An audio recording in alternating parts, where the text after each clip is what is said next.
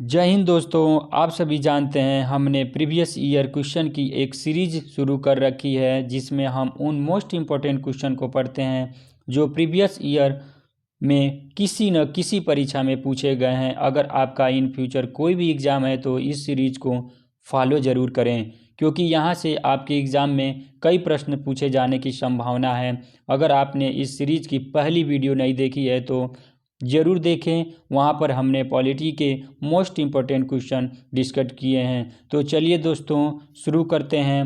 गांधीवादी विचारधारा का सारत्व क्या है? तो दोस्तों गांधीवादी विचारधारा का सारत्व अध्यात्मवाद से है। बढ़ते हैं नेक्स्ट क्वेश्चन की तरफ। ब्रिटिश संसद में सदस्य बनने वाले पहले भारतीय का नाम क्या था दोस्तों? तो इसमें हमारा सही जवाब है दादा भाई नौरोजी था। बढ़ते हैं नेक्स्ट क्वेश्चन की तरफ। लॉर्ड मिंटो ने अमृतसर की संधि 1809 से ठीक पहले शांति स्थापित करने के लिए रणजीत सिंह के पास किसको भेजा था? तो दोस्तों इसमें हमारा सही जवाब है चार्ल्स मेटकॉफ को भेजा था। बढ़ते हैं नेक्स्ट क्वेश्चन की तरफ।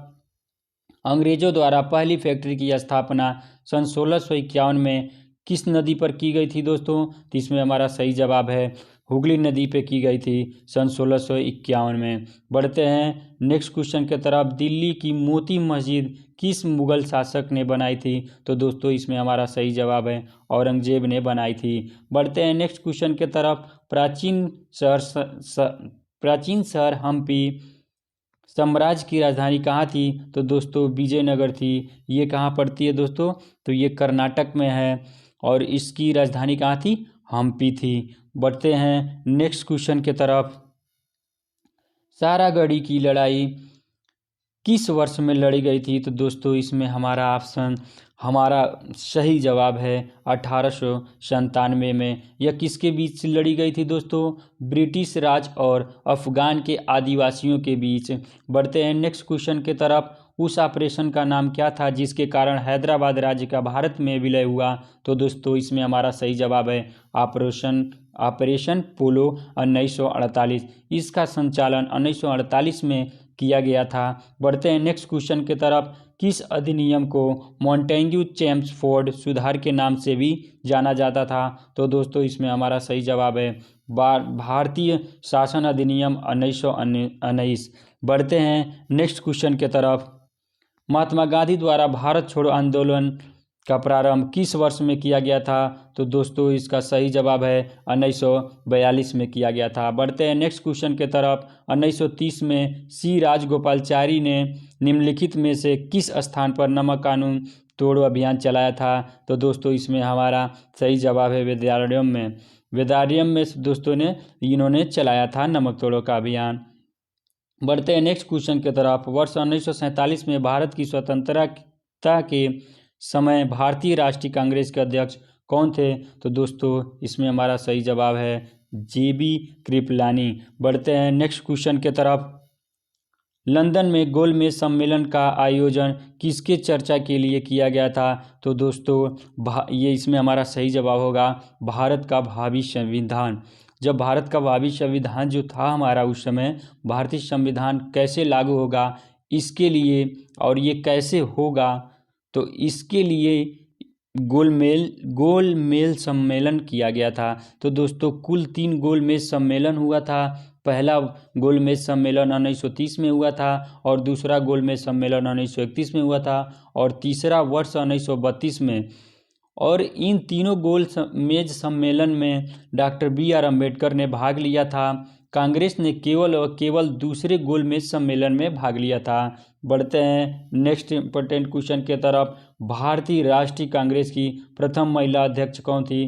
तो दोस्तों इसमें हमारा सही जवाब है एनी बेसेंट थी। भारतीय राष्ट्रीय कांग्रेस की पहली महिला अध्यक्ष थी। और दोस्तों मैं आपको बता दूं और इसमें पूछे भारतीय राष्ट्रीय कांग्रेस की भारतीय महिला अध्यक्ष कौन थी? तो वो थी सरोजनी नायडू। बढ़ते हैं नेक्स्ट क्वेश्चन की तरफ। जलियांवाला बाग नरसंहार के बाद किसने अपनी नाइटहुड की उपाधि लौटा दी थी? तो दोस्तों इसमें हमारा सही जवाब होगा रविंद्रनाथ टैगोर ने अपनी नाइटहुड की उपाधि लौटा दी थी। तो दोस्तों ये जलियांवाला बाग हत्याकांड 13 अप्रैल 1919 को रोल्ट एक्ट के विरुद्ध ये हत्याकांड हुआ था। बढ़ते हैं नेक्स्ट इंपॉर्टेंट क्वेश्चन की तरफ। हड़प्पा सभ्यता में खुदाई से टेराकोटा हल मॉडल कहाँ मिले थे? तो दोस्तों इसमें हमारा सही जवाब है बनावली हिसार हरियाणा। बनावली हिसार हरियाणा। हरियाणा में जिला है हिसार, और हिसार में एक जगह है बनावली। और इसकी खोज 1774 RS पिस्ट ने की थी। हड़प्पा सभ्यता की बात करें तो इसे सिंधु घाटी सभ्यता भी कहा जाता है और कांस्य युगीन सभ्यता भी कहा जाता है। इसकी खोज वर्ष 1921 में दयाराम साहनी ने की थी और यह एक नगरीय सभ्यता है। बढ़ते हैं नेक्स्ट क्वेश्चन की तरफ। 326 ईसा पूर्व में सिकंदर और राजा पोरस के बीच युद्ध किस नदी के किनारे पर लड़ा गया था? तो दोस्तों इसमें हमारा सही जवाब है झेलम नदी के किनारे पर लड़ा गया था। झेलम नदी को हाइडेज स्पीड नदी के नाम से भी जाना जाता है। सिकंदर से संबंधित कुछ महत्वपूर्ण तथ्य बता देता हूँ जो एग्जाम में पूछे जाते हैं। सिकंदर का जन्म 356 BC में हुआ था मकदोनिया में और उनके सेनापति थे सेल्यूकस निकेटर। इनके पिता का नाम था फिलिप द्वितीय। इनके गुरु का नाम था अरस्तु और इनकी मृत्यु हुई थी बेबीलोन में इनकी मृत्यु हुई थी। और इनकी मृत्यु कितने साल में हुई थी? तो ये 33 वर्ष की उम्र में इनकी मृत्यु हुई थी। बढ़ते हैं नेक्स्ट क्वेश्चन की तरफ। मौर्य वंश के सबसे प्रसिद्ध शासक कौन थे? तो दोस्तों ये हमारा सही जवाब है अशोक थे। मौर्य वंश के शासक कौन था? अशोक थे। मौर्य वंश की संस्थापक चंद्रगुप्त मौर्य ने की थी। आइए अशोक से संबंधित कुछ महत्वपूर्ण तथ्य जान लेते हैं जो एग्जाम में अक्सर पूछे जाते हैं। अशोक बौद्ध धर्म का अनुयायी था। इसके पिता का नाम बिंदुसार और माता का नाम सुभद्रगी था।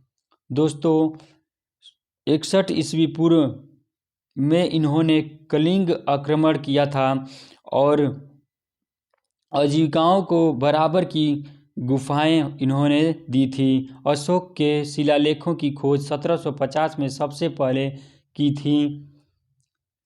फ्रेंचलर ने इस शिलालेखों को सबसे पहले पढ़ा था। 1837 में जेम्स प्रिसेप्टन ने ये तथ्य एग्जाम में पूछे जाते हैं, आप इनको भी याद रखें। बढ़ते हैं नेक्स्ट क्वेश्चन की तरफ।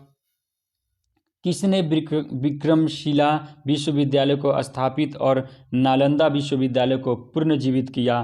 तो दोस्तों इसमें हमारा सही जवाब है धर्मपाल ने। तो आइए जान लेते हैं विक्रमशिला विश्वविद्यालय की स्थापना धर्मपाल ने की और नालंदा विश्वविद्यालय की मरम्मत करवाकर उसे पुनर्जीवित किया। नालंदा विश्वविद्यालय की स्थापना कुमारगुप्त ने की थी। बढ़ते हैं नेक्स्ट क्वेश्चन की तरफ। मोहम्मद गजनवी ने भारत पर कितनी बार आक्रमण किया था? तो दोस्तों 17 बार आक्रमण किया था। मोहम्मद गजनवी का सबसे प्रसिद्ध आक्रमण 1025 यानी 1025 में सोमनाथ मंदिर पर किया गया आक्रमण था। बढ़ते हैं नेक्स्ट क्वेश्चन की तरफ। दिल्ली सल्तनत की पहली और अंतिम महिला शासक कौन थी? तो दोस्तों इसमें हमारा सही जवाब है रजिया सुल्तान। रजिया सुल्तान इल्तुतमिश की बेटी थीं और इनकी मृत्यु हरियाणा के कैथल जिले में 1240 ईस्वी में हुई थी। देखते हैं नेक्स्ट क्वेश्चन। किस विश्व विरासत स्मारक को मुगल वंश के कब्रिस्तान के रूप में लोकप्रियता प्राप्त हुई है? तो दोस्तों इसमें हमारा सही जवाब है हुमायूं का मकबरा। तो क्या है दोस्तों? हुमायूं का मकबरा। हुमायूं का मकबरा दिल्ली में स्थित है और इसका निर्माण हमीदा बानो बेगम ने करवाया था और इसे ही मुगल वंश के कब्रिस्तान के रूप में प्रसिद्धि प्राप्त हुई है। बढ़ते हैं नेक्स्ट क्वेश्चन की तरफ। पानीपत की द्वितीय लड़ाई किन दो सेनाओं के बीच लड़ी गई थी? तो दोस्तों इसमें हमारा सही जवाब है अकबर तथा हेमू के बीच। पानीपत की 3 लड़ाइयाँ हुई थीं। पहला लड़ाई 1526 में इब्राहिम लोदी और बाबर के बीच हुई थी जिसमें बाबर ने जीत हासिल की थी और दूसरी लड़ाई 1556 में अकबर और हेमू के बीच में हुई थी। इसमें अकबर ने विजय जीत हासिल की थी, यानी कि द्वितीय में अकबर ने जीत हासिल की थी। और तीसरी युद्ध 1761 में हुई थी। अहमद शाह अब्दाली और मराठों के बीच इसमें अहमद शाह अब्दाली ने जीत हासिल की थी।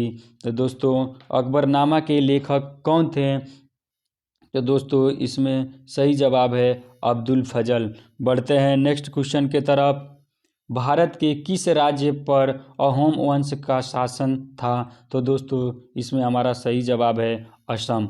असम पर अहोम वंश का शासन था दोस्तों।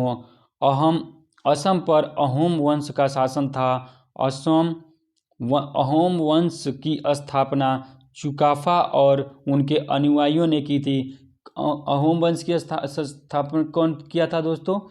तो चुकाफा और उनके अनुयायियों ने की थी। बढ़ते हैं नेक्स्ट क्वेश्चन के तरफ। निम्नलिखित में से किसे महात्मा गांधी ने भारत का कोकिला की उपाधि दी थी? तो दोस्तों हमारा सही जवाब है सरोजिनी नायडू को। सरोजिनी नायडू किस भारतीय राज्य की पहला महिला राज्यपाल बनी थी? तो उत्तर प्रदेश की ये पहला महिला राज्यपाल बनी थी। और कांग्रेस की पहली भारतीय महिला अध्यक्ष सरोजिनी नायडू बनी थी। जब 1925 में कानपुर अधिवेशन हुआ था तो उनकी क्या हुई थी? अध्यक्षता सरोजिनी नायडू ने की थी। जो कानपुर में 1925 में अधिवेशन हुआ था उसकी अध्यक्षता सरोजिनी नायडू ने की थी। बढ़ते हैं नेक्स्ट क्वेश्चन की तरफ। 1832 में दामिन एकोह के रूप में सीमांकित भूमि का एक बड़ा क्षेत्र कहाँ की भूमि के रूप में घोषित किया गया था? तो दोस्तों इसमें हमारा सही जवाब है संथालों के भूमि के रूप में घोषित किया गया था 1832 में। बढ़ते हैं नेक्स्ट क्वेश्चन की तरफ। राष्ट्रीय गीत वंदे मातरम पहली बार किस राजनीतिक अवसर पर गाया गया था? तो दोस्तों इसमें हमारा सही जवाब है भारतीय राष्ट्रीय कांग्रेस अधिवेशन 1896 में।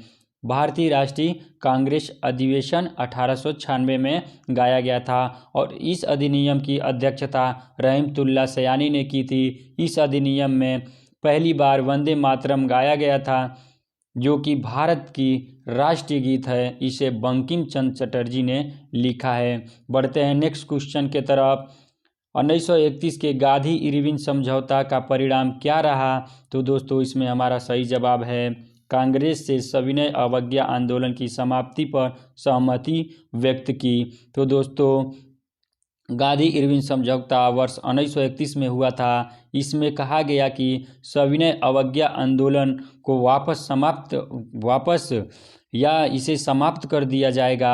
सविनय अवज्ञा आंदोलन 6 अप्रैल 1930 को शुरू हुई थी। बढ़ते हैं नेक्स्ट क्वेश्चन की तरफ। भारतीय साम्यवाद का जनक किसे माना जाता है? तो दोस्तों इसमें हमारा सही जवाब है मानवेंद्र नाथ राय को माना जाता है। आशा करता हूँ इस वीडियो को आपने एंजॉय किया होगा। अगर आपको ये वीडियो अच्छी लगी हो तो प्लीज़ इसको अभी लाइक करें, अभी शेयर करें और सब्सक्राइब भी करें। बड़ों का सम्मान करें, छोटों को प्यार दें, अपना व्यक्तित्व इस प्रकार से विकसित करें कि महिलाएं आपके साथ सुरक्षित महसूस करें।